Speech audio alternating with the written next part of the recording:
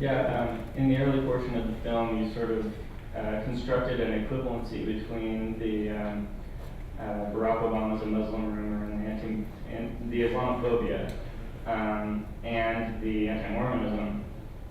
And you sort of portrayed that as something that evangelicals do, the religious right does. But I know a number of Mormons who would participate in the Islamophobic aspect of that. So I'm wondering if you've had any Mormons who had screened the film and said, well, those aren't the same thing, you know. Such a good question, Sonny. Unfortunately, I would say that that we have, and we tried to be sensitive to this. I didn't want to go out, and I don't think I can speak for Jack on this one, but I will say I don't think we wanted to go out and pretend that we were spokespersons for the Mormon Church in any way. And I also think that we were trying to be sensitive to the fact that if we're going to look at our own mirror, you know, we have to decide on what things we can, you know, within the 90-minute time frame of the film, what things we can throw our own community under the bus for. The truth is, there's a lot of stuff that I'm saddened about by the behavior within our own community, and stuff that we never thought of prior to the film. You know, we just went out to get the enemy, and when you finally do look in the mirror, I don't think this makes any of us less Mormon to acknowledge that, oh, wow, we're not. I mean, we're totally complaining about this being this religious test for Romney in America, and yet every one of us here in this room knows that the odds are completely stacked against a non-Mormon running for office in our state. So either we acknowledge our hypocrisy or we pretend to be perfect Mormons, right? One way or another, you know, we can't get around this with our integrity intact unless we just say, you know what, this is who we are. But it doesn't have to stop there. And I'm not out to fight the church as much as I'm trying to say that it is okay to admit that we aren't even living up to our own religious ideals. Is that fair to say? And I think I read a Poe survey recently that it was on Pathos that said the Mormons are according to a poll, no, it was at the Religion News Writers Conference 2 weeks ago in Washington, D.C. The Mormons are actually the most conservative, right-wing, politically minded people in all of the country.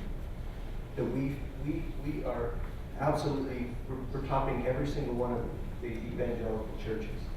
And so that goes to show on some level we have a very sort of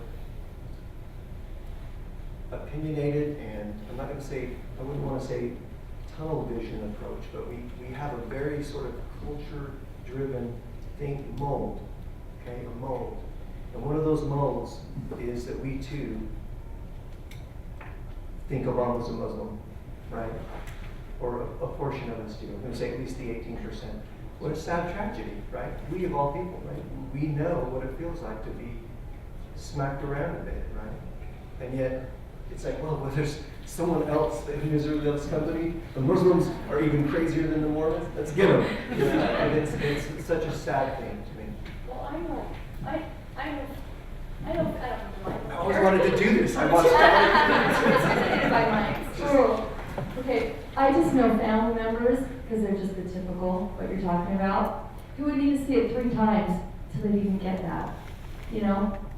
Sadly to say. That they would get what? Get what you're talking about, where they need to look at themselves, you know.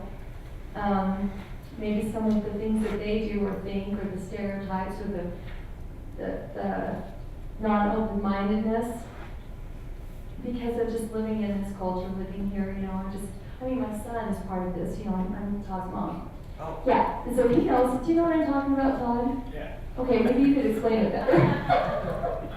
But, no, I've got family members that just get what you're saying, where they're just, I don't want to say narrow-minded or anything, because they're loving people, got vast family members, amount of family members here. But after seeing the film 3 times, the 3rd time I'm just like, oh, like even me, you know, just seeing myself in some of these things and feeling kind of a little bad, you know. Your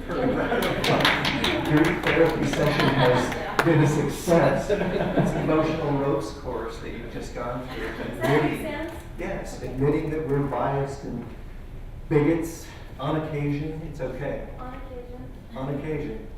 But I actually do think that that is a big wall for you to just sort of say that. But I think it's okay. I really do.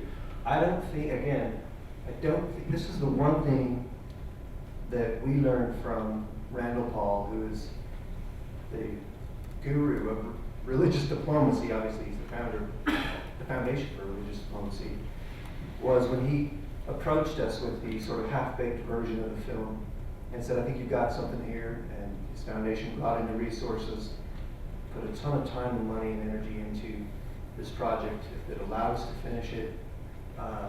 We were indoctrinated, so to speak, by this concept that the Foundation for Religious Diplomacy puts out that is utterly life-changing, and that is that you don't become less of a Mormon. That's for me, if you're a Catholic. You don't become less of a Catholic or less of anything when you break the walls down and say, my heart recognizes what you're going through, and my soul is touched by your soul, and I don't understand why you believe something so crazy, but I still have this like love going for you. And the moment you feel that, you're no longer less of someone, and that's including atheists, and that's including utterly non-believers and believers of every kind. I actually think your soul expands. I know we can't go religious from here, but I know that soul expanding is true. I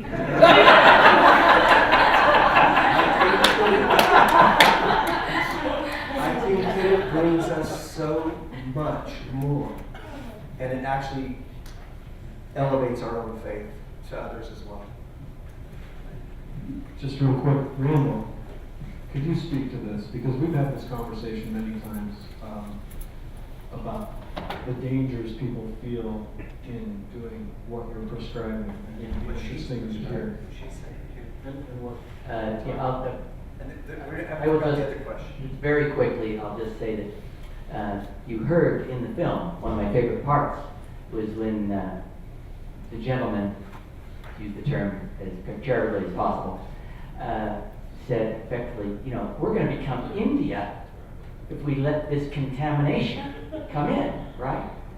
Well, that sounds so despicable. But we all have that in our lives. That's what we've done. Social, psychologically, we all are realizing we get contaminated. We get contaminated by our friends, we get contaminated by our churches, by our professors. In other words, you cannot live in a life without being contaminated by the influence of people you're around. Wayne Booth, one of my favorite professors at the University of Chicago, wrote a little book called The Company You Keep. And he really was talking about all of us. When you choose certain company, that means when you read what you read or watch what you watch, you get contaminated. We all know this. Therefore, this religious diplomacy stuff is not for kids. When you let someone into your heart and into your mind, you're going to come away changed by that influence.